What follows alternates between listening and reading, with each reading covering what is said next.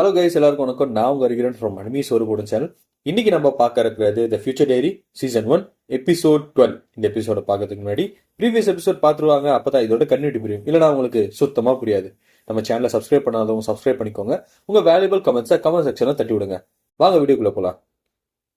இந்த எபிசோட ஸ்டார்டிங் சீன்ல என்னன்னு பாத்தீங்கன்னா, நம்மளோட போலீஸ்கார் வந்து பாத்தீங்கன்னா சரியான காண்டில் இருக்காரு. என்னன்னா அவரோட ஸ்குவாட் பீப்புள் இல்ல போலீஸ் ஆளுங்க எல்லாருமே வந்து உள்ள அனுப்பிச்சிட்டு இருக்காரு. இங்க இன்சிடென்ட் கட் போனா என்ன ஆகுதுன்னு பாத்தீங்கன்னா, நைன் என்ன பண்றான்னு பார்த்தா நம்ம டிடெக்டிவோட வைஃபையும் பையனையும் வந்து அப்படியே கையெல்லாம் கட்டி போடுறாங்க.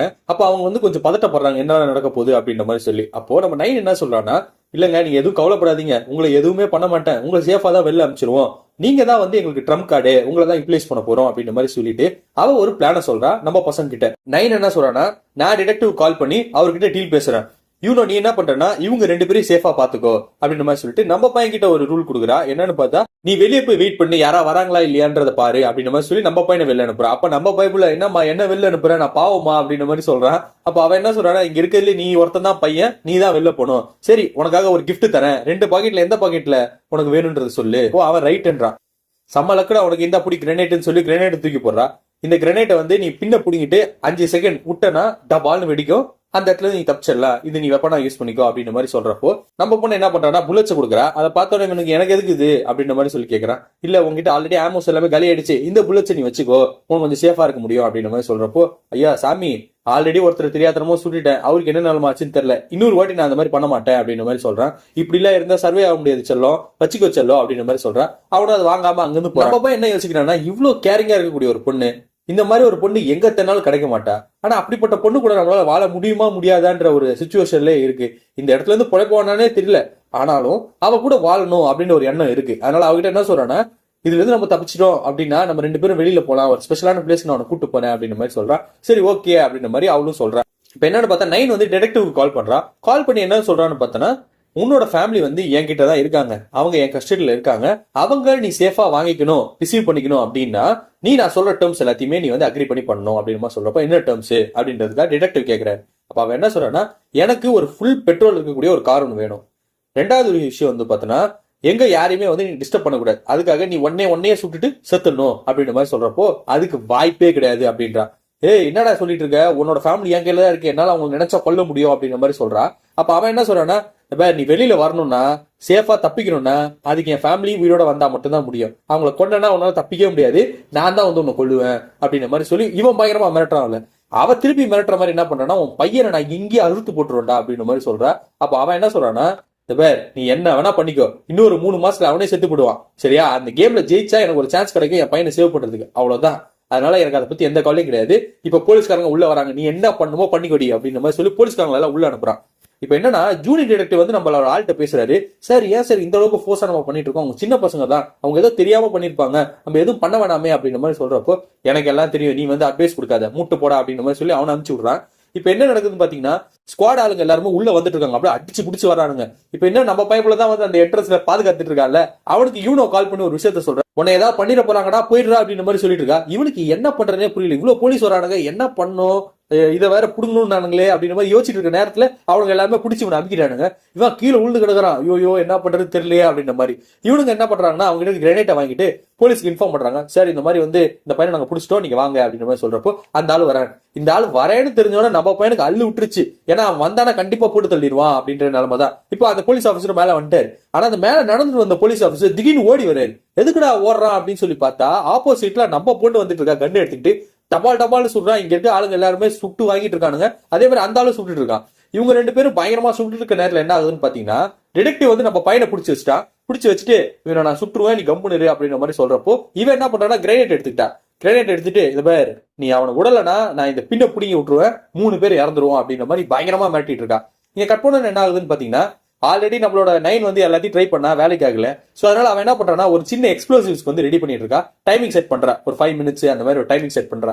அந்த டைமிங் செட் பண்ணிட்டு அங்க வச்சுட்டு அவன் அங்க தப்பிச்சு போறதுக்காக ஒரு சீக்வன்ஸ் ட்ரை பண்றா. அப்படியே துணியை போட்டு அப்படியே மேல இருந்து அப்படியே கீழே இறங்கிட்டு இருக்கா. கீழே இறங்கணும்னு அவ வந்து ஆக்சிடென்டலா ஒரு ஆளை பாக்குறா. அது யாருன்னு பாத்தீங்கன்னா நம்மளோட ஜூனியர் டிடெக்டிவ். நீயா அப்படின்ற மாதிரி சொல்லி 2 பேரும் பயங்கர ஹாஷா வந்து போக்கஸ் பண்ணிக்கிறாங்க. அங்க கட் பண்ணா என்ன ஆகுதுன்னு பாத்தீங்கன்னா, இவனும் என்ன சொல்றான்னா, இந்த பின்ன நான் புடிங்கி விட்டுருவேன், நீ தான் முடிவு எடுக்கணும் அப்படின்ற மாதிரி சொல்றப்போ, சரி ஓகே நான் இவனை விட்டுறேன், நீ பின்ன புடுங்காது அப்படின்ற மாதிரி சொல்லி நம்மளோட பையனை விட்டுறாரு டிடெக்டிவ். அப்படியே நம்ம பையன் பின்னாடி போய் நின்றான். அப்ப அவன் என்ன சொல்றான்னா, அதான் நான் வந்துட்டல விட்டு எதுவும் பண்ணாத அப்படின்ற மாதிரி சொல்லிட்டு யூனோ கிட்ட சொல்றான். யூனோ என்ன சொல்றான்னா, அதெல்லாம் ஒன்றும் பிரச்சனை இல்லை, நான் எல்லாத்தையும் பாத்துக்கிறேன், இவ்வளவு நாள் உன் கூட வாழ்ந்துட்டல, அதுவே எனக்கு போதும், நீ எப்பதான் பெரிய ஆள் ஆவ, உன் கூட எப்பதான் கல்யாணம் பண்ணி குழந்தையெல்லாம் பெத்துக்கலாம்னு நினைச்சேன் நானு, ஆனா அதுக்கான எந்த சீக்வன்ஸும் நடக்கல, பட் ஸ்டில் உனக்காக உயிர் கொடுக்குறேன்னு நினைக்கிறப்ப எனக்கு ரொம்ப ஆசையா இருக்கு, ரொம்பவே சந்தோஷமாவும் இருக்கு சொல்லிட்டு அந்த பின்ன புடிங்கிட்டு அப்படியே டைரக்டா டிடெக்டிவ் கிட்ட போயிட்டா பாம் பிளாஸ்ட் பண்றதுக்கு. அந்த டைம்ல நம்ம பைப்ல கத்துறான், யூனோ நீ தான் சொன்னால எங்களோட டேட் வரேன்னு சொல்லிட்டு லூசுத்தனமா எதுவும் பண்ணிடாதேன்னு சொல்றான். அந்த எக்ஸ்ப்ளோசிவ் வெட்டிச்சு தள்ளுது. அந்த இடம் ஒரு பயங்கரமான சீக்வன்ஸ் ஆகுது.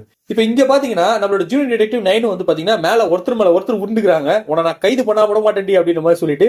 அப்போ சின்ன எக்ஸ்ப்ளோஷன் ஒன்று ஆகுது. அது என்னன்னு பாத்தீங்கன்னா அங்க அவங்க வந்து இந்த கிரனேட் ஓபன் பண்ணாங்கல்ல, அதோட சவுண்ட் தான் வருது. ஆனா பெரிய எக்ஸ்ப்ளோஷன் ஆகல. என்னன்னு பார்த்தா நம்மளோட பொண்ணு 9 வந்து எக்ஸ்ப்ளோசிவ்ஸ் கொடுக்கல, அதுக்கு பதிலா சவுண்ட் கிரனேட்டை தான் கொடுத்துருக்கா, சவுண்ட் மட்டும் தான் வரும் அப்படின்றதுக்காக. சோ அந்த விஷயத்த நம்மளோட ஜூனியர் சொல்றப்போ சரி ஓகே இது பெரிய பிரச்சனை கிடையாது, அவங்கள போய் காப்பாத்துறதுக்கான ஸ்டெப் எடுக்கணும் அப்படின்ற மாதிரி சொல்ற நேரம் இன்னொரு ஒரு எக்ஸ்ப்ளோசிவ் வெடிக்குது. அது என்னன்னு பாத்தீங்கன்னா இந்த அம்மா டைமிங் வச்சது ஒரு 5 நிமிஷம் சொல்லி வச்ச டைமிங் இப்போ எக்ஸ்ப்ளோஷன் ஆகுது. ஆனா அவங்க அங்க பக்கத்துலேயே தான் இருக்காங்க, அவங்களும் அந்த பாதிப்புல ஏற்பட்டிருப்பாங்கன்னு சொல்லிட்டு அவங்களை காப்பாற்ற போகணும்னு சொல்லி இவங்க 2 பேரும் இருந்து கிளம்புறாங்க. இப்ப இங்க பாத்தீங்கன்னா நம்மளோட பைப்ல வந்து அப்படியே எல்லாம் இடிபாடுல விழுந்து கிடக்குறான். அவனுக்கு என்ன பண்றதுன்னு தெரியல. சரி அப்படியே ஏச்சி பாக்குறப்போ நம்மளோட பொண்ணு அங்க இருக்கா, யூனோ யூனோ யூனோ ஏந்திரி யூனோ அப்படின்ற மாதிரி சொல்லிட்டு இருக்கிறப்போ அவனுக்கு ஃப்ரண்ட்ல யார் வரான்னு பாத்தீங்கன்னா நம்மளோட டிடெக்டிவ் வந்துட்டான். வந்துட்டு இவனை பிடிச்சி வச்சு மூஞ்சில பொக்கு பொக்கு பொக்கு பொக்குன்னு அடிக்கிறான். இந்த பைப்புக்கு என்ன பண்ணுன்னே தெரியல. ஏன் சார் இப்படி அடிக்கிறீங்க, நான் எதுவுமே பண்ணலையே சார் அப்படின்ட்டு. நீ எவ்வளவோ பண்ணிட்டடா, இதுக்கு மேலே அவன் உயிரோட விட மாட்டேன்டான்னு சொல்லிட்டு அடிச்சு அடிச்சு அவனை கீழே தள்ளுறான். அவன் அப்படியே கீழே விழுந்துட்டு பாக்குறப்போ ஒரு கன் இருக்கு, அந்த கன்னை எடுத்து அப்படியே அந்த ஆள் மேல காட்டுறான். அந்த ஆள் கிட்ட காட்டுறப்போ அவன் என்னன்னா ஆல்ரெடி யூனோவை எடுத்து கழுத்துல கத்தி வச்சுட்டான். நீ என்ன நினைச்சிட்டு இருக்க, அந்த கண்ணை வச்சு என்ன குறிப்பாத்து சுட்டுருவியா, உன்கிட்ட எல்லாம் அந்த திறமையே கிடையாது. இந்த பொண்ணு மட்டும் இல்லைன்னு வச்சுக்கோய, உன்னால இவ்வளவு நாள் சர்வே ஆயிருக்கவே முடியாது, நீ என்னைக்கோ செத்து போயிருப்ப, தெரியுதா, கண்ணை கீழே போடுற இல்லைன்னா கழுத்து அறுத்துருவேன் அப்படின்ற மாதிரி சொல்றப்போ இந்த பயப்புலைக்கு கையெல்லாம் நடுக்குது. அப்படியே போன் எடுத்து பாக்குறான் கரெக்டா சுட்டுறோமா இல்லையான்ட்டு. பாக்குறப்ப என்னன்னா கரெக்டா சுடல, அவன் வந்து யூனோ கொண்டுறான்றதா அந்த சீக்வன்ஸே இருக்கு. அதே மாதிரி யூனோ வந்து போனை செக் பண்ணி பாக்குறா, அவ போன்லயே அதே மாதிரி தான் இருக்கு. பட் டிடெக்டிவ் என்ன சொல்றான்னா, அதான் போன்ல எல்லாமே வந்துருச்சு, இதுக்கப்புறம் தேவையில்லாம எதுவுமே ட்ரை பண்ணாத, அநியாயமா இந்த பொண்ணோட உயிர் போயிடும் அப்படின்ற மாதிரி சொல்லிட்டு இருக்கான். நம்ம பையனு கூட தாட் என்னன்னா, என்ன பண்றதுனே தெரியலையே, அவளையும் காப்பாத்தணும், என்னடா பண்ண போறேன் அப்படின்ற மாதிரி யோசிச்சுட்டு இருக்கப்போ யூனோ ஒரு விஷயத்த சொல்றான். என்னன்னு பார்த்தா, இந்த பாரு செல்லம், நீ எதை பத்தி கவலைப்படாம சுடு, பாத்துக்கலாம், என்ன ஆனாலும் பரவாயில்ல, அந்த ஆளை மட்டும் எப்படியாவது கொண்டுடு, அதுக்கப்புறம் நீ சேஃபா இங்க தப்பிச்சு போயிடலாம், வேற யாருமே உனக்கு தொந்தரவு பண்ண மாட்டாங்க அப்படின்ற மாதிரி சொல்லிட்டு இருக்கா. அது இல்லாம அவளை வந்து ஒரு சாக்ரிஃபைஷலா யூஸ் பண்ணிக்கோ அப்படின்றத அவன் சொல்றான். இதை கேட்டோட நம்ம பையனுக்கு, ஏடி நீ எனக்காக எல்லாத்தையுமே பண்ணிட்டு இருக்க, இந்த மாதிரி ஒரு பொண்ணு கிடைக்குது, நான் எவ்வளவு குத்து வச்சுக்கணும் தெரியுமா, சாக்ரிஃபைசேஷன் ஆயிடுவாயிடுன்னு சொல்லிட்டு இருக்க, நீ என் கூட வாழணும் தானே நினைக்கிற, நானும் உன் கூட வாழணும் தான் நினைக்கிறேன், என்னால உன்னை அப்படி விட முடியாது அப்படின்ற மாதிரி சொல்லிட்டு இருக்க நேரம் என்ன ஆகுதுன்னு பாத்தீங்கன்னா, டிடெக்டர் என்ன சொல்றாருன்னா, ஏன்னா நீங்களா என்னடா இந்த சின்ன வயசுல இருந்துட்டு இவ்வளவு சீன் போட்டுட்டு இருக்கீங்க, லவ்னா என்னன்னு கூட உங்களுக்கு தெரியாதுடா, அந்த கான்செப்ட்லாம் நாங்க இருந்த காலத்தோட முடிஞ்சு போச்சு, தேவையெல்லாம் பேசிட்டு இருக்காங்க சொல்லி அக்கா அவங்க பேசிட்டு இருக்க நேரம் நம்மளோட பொண்ணு பாக்கெட்ல இருந்து பாத்தீங்கன்னா அந்த போட்டோ அப்படியே பறந்து போய் விழுது. அந்த போட்டோ பார்த்தோன்னே, இந்த போட்டோ நீ இன்னும் வச்சிட்டு இருக்கியாடி அப்படின்ற மாதிரி சொல்லி கேட்கிறப்போ, ஆமா உன்னை கல்யாணம் பண்ணிக்கிட்டு நிறைய குழந்தைங்க பெற்றுக்கணும் தான் என்னோட ஆசையே, ஆனா என்னன்னா அது ரியாலிட்டியில நடக்குமா இல்லையான்றது எனக்கு டவுட்டாவே இருந்துச்சு, அதனாலதான் ஒரு ஸ்டேஜ் மாதிரி ஒன்று ப்ரிப்பேர் பண்ணி ஒரு ஆர்டிபிஷியலா ஒரு கல்யாணம் மாதிரி நம்ம பண்ணிக்கிட்டோம், இதுவே எனக்கு சந்தோஷமா தான் இருக்கு, இந்த போட்டோ எப்பவுமே நான் நினைச்சு பாத்துப்பேன் அப்படின்ற மாதிரி சொல்லிட்டு இருக்கப்போ நம்ம பையனுக்கு அப்படியே மைண்ட் எல்லாம் பிளாங்க் ஆகுது. இதுக்கு மேல என்ன இலவானாலும் பரவாயில்ல, உன்னை நான் சாவடிக்காம விட மாட்டேன்னு சொல்லிட்டு அப்படியே கண்ணு எடுத்து அப்படியே நீட்டுறான். அப்ப நம்ம பைபிள்ல சொல்றான், என்னடா குறிய நீ மாத்தி சுட்டனா இந்த பொண்ணு உயிர் போயிடும், நீ என்ன பண்றியோ பண்ணு அப்படின்ற மாதிரி சொல்லி அவன் அப்படியே புடுங்கிறதுக்கு வரான். ஆக்சுவலா பாத்தீங்கன்னா இவங்க போன்ல இருக்கக்கூடிய டைமிங் எல்லாமே வந்து சேஞ்ச் ஆயிட்டே இருக்கு, அப்படியே ஒரு மாதிரி புள்ளியா போன் எல்லாமே மாறிட்டு இருக்கு. இப்போ நம்ம பைபிள்ல யோசிக்கிறதுலாம் ஒரே விஷயம் தான், அவளை காப்பாற்றணும் அப்படின்றதுக்காக எய்ம் பண்ணி டபால சுடுறான். சுட்டோன்னு என்ன ஆகுதுன்னு பாத்தீங்கன்னா போலீஸ் ஆபீசர் அப்படியே வயிற்றுல பயங்கரமா சுட்டுட்டான். வயிற்றுல இருந்து அப்படியே ரத்தமா கொட்டுது. இது எப்படி வாய்ப்பே இல்லையே, எப்படி உன்னால சொல்ல முடிஞ்சிச்சு இவ்வளவு பெரிய டிஸ்டன்ஸ்ல இருந்து அப்படின்ற மாதிரி யோசிச்சுட்டு இருக்கான். ஆக்சுவலா பாத்தீங்கன்னா நம்ம பைபிள்ல முன்னாடியே சுட்டிருப்பான், அப்ப கரெக்டா வயிற்றுலயே சுட்டிருப்பான், அவனுக்கு அந்த டாட் போடுவான்ல அது குறிப்பாத்து அடிக்க தெரியும், அதனால அதே மாதிரி சுட்டிருக்கான். இந்த மாதிரி சிச்சுவேஷன் ஆயிடுச்சுன்னு தெரிஞ்ச போலீஸ்காரர் என்ன பண்றாருன்னா, என் உயிர் போறதுக்குள்ள கண்டிப்பா யூனோ உயிரை எடுத்துருவேன்னு சொல்லிட்டு அப்படியே அந்த கத்தியை வச்சு வெட்ட வராரு. வெட்ட வர நேரம் என்ன ஆகுதுன்னு பாத்தீங்கன்னா, ஜூனியர் டிடெக்டிவ் அங்க இருந்து என்ன சொல்றாருன்னா, எதுவும் பண்ணாதீங்க சார், கம்முன்னு இருங்க அப்படின்ற மாதிரி சொல்றப்போ அப்படியே அமைதியாரு. நீ ஏன்டா இங்க வந்த, நீங்க வரக்கூடாதுன்னு தெரியாதா உனக்கு, அது இல்லாம இவங்க எல்லாமே என்ன கொல்றது ட்ரை பண்றாங்க, அவங்களை போய் அரெஸ்ட் பண்ணு அப்படின்ற மாதிரி சொல்றான். சரி எனக்கு நீங்க தான் 10 கொண்டீங்கன்ற விஷயம் எல்லாமே தெரியும், சோ அதனால என்னால அவங்க எதுவும் பண்ண முடியாது, அவங்களை நீங்க ஃப்ரேம் பண்றதுக்காக தான் இவ்வளவு விஷயம் பண்ணிருக்கீங்க, அவங்க தான் அப்புறம் நீங்க அப்படின்ற மாதிரி சொல்றப்போ, டே நான் உன்னோட சீனியர் ஆபீசரா, நான் சொல்றது கேட்காம அந்த பொண்ணு சொல்றது கேட்டுட்டு இருக்க அப்படின்ற மாதிரி சொல்லிட்டு இருக்கான். அப்ப அந்த பொண்ணு என்ன சொல்றான்னா, நீ பேசினது எல்லாத்தையுமே நான் ரெக்கார்ட் பண்ணி வச்சுட்டேன், அந்த ரெக்கார்ட் எல்லாத்தையும் இவன்ட்ட காட்டிட்டேன், அதனாலதான் அவர் நம்புறாரு அப்படின்ற மாதிரி சொல்லி அந்த ரெக்கார்டை காட்டுறான். இதுக்கப்புறம் பாத்தீங்கன்னா நம்ம டிடெக்டிவ் 4K எந்த வேஸும் கிடையாது, அவரோட போன் எடுத்து பாக்குறப்ப தெரிஞ்சிச்சு அவர் சாவதான் போறாருன்ட்டு. சோ அதனால அவர் என்ன கேட்கிறாருன்னா ஜூனியர் டிடெக்டிவ் கிட்ட, என்னோட பையனும் ஒய்ஃபும் வந்து சேஃபா இருக்காங்களா அப்படின்ற மாதிரி சொல்லி கேட்கறான். அவனும் வந்து ஆமா சார் சேஃபா இருக்காங்க, அவங்க 2 பேர் தப்பிச்சிட்டாங்க அப்படின்ற மாதிரி சொல்லவும், அப்பா நல்ல விஷயம் தான். நயன், நீ கேட்ட மாதிரியே நான் என் லைஃபை சாக்ரிஃபைஸ் பண்ணலாம்னு முடிவு பண்ணிட்டேன். ஆனா நீ நான் சொல்றதை கேட்கணும்.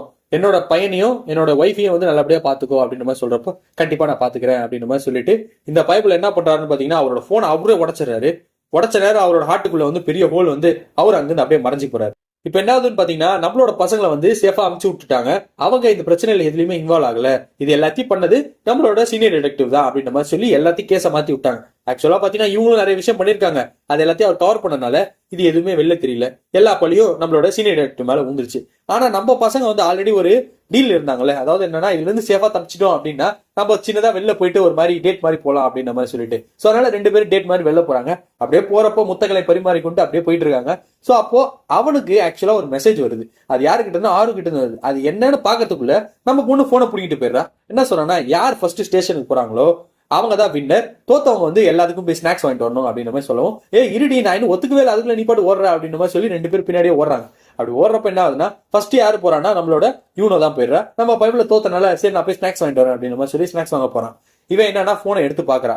அந்த போன்ல அந்த மெசேஜை படிச்சோன்னே இவளுக்கு செம ஷாக்கு. என்ன சொல்லியிருக்கான்னா, நீ வந்து யூனோ கூட இருக்காத, யூனோ வந்து பார்த்தா நிறைய மோடர் பண்ணிக்கிட்டே இருக்கா, அவளை போலீஸ் எல்லாம் தேடிட்டே இருக்கு, இப்போ வரைக்கும் அவன் கிடைக்கவே இல்லை, ஸோ அதனால அவளை விட்டு தள்ளியே இரு அப்படின்ற மாதிரி தான் அவன் மெசேஜ் போட்டிருக்கான். இந்த மெசேஜ் பார்த்தோன்னே ஆர்வா அது யாரு அப்படின்ற மாதிரி யோசிச்சுட்டு இருக்கா. அவ எல்லாத்தையுமே மறந்துட்டா. ஆர்வனா யாருன்றதை மறந்துட்டா, எல்லாத்தையும் மறந்து போயிட்டா. ஏன்னா அவனோட பிரெயின் வந்து ஓவர்லாப்பிங் ஆயிட்டே இருக்கு. சோ அவன் என்ன பண்றான், அந்த மெசேஜ் டெலிட் பண்ணிட்டா. நம்ம பைபிள்ல வந்துட்டு இல்லாடி ஸ்நாக்ஸ் எல்லாம் வந்துச்சு, சரி எனக்கு ஏதாவது மெசேஜ் வந்துச்சா அப்படின்ற மாதிரி சொல்லி கேட்கிறப்போ, ஆமா மெசேஜ் வந்துச்சு, அது ஸ்பாம் மெசேஜ் தான், அதனால நான் டெலிட் பண்ணிட்டேன் அப்படின்ற மாதிரி சொல்லிட்டு 2 பேரும் ட்ரெயின்ல போறாங்க. ட்ரெயின்ல போறப்ப என்ன ஆகுதுன்னா, நம்ம பைபிள் கேட்கறான், எல்லா திங்ஸையும் எடுத்துக்கிட்டியா இல்ல எது எடுக்காம வந்துட்டியா அப்படின்ற மாதிரி சொல்லி கேட்கிறப்போ, நம்ம பொண்ணு என்ன சொல்றான்னா, தேவை உள்ள திங்ஸ் எல்லாத்தையுமே நான் எடுத்துக்கிட்டேன், அது இல்லாம கொஞ்சம் மெடிசன்ஸும் எடுத்திருக்கேன், அதுக்கப்புறமா நம்ம கூட 2 பேரை நான் கூப்பிட்டு வரேன் அப்படின்ற மாதிரி சொல்லி அவ பேக்ல எலும்பு கூட காட்டுறாங்க. இதோட இந்த எபிசோடு முடியுது. அடுத்த எபிசோடு இன்னும் இன்ட்ரெஸ்டிங்கா இருக்கு. அதை நாளைக்கு பார்க்கலாம். And then by from you Hariharan from anime சோறு போடும் சேனல். தேங்க்யூ.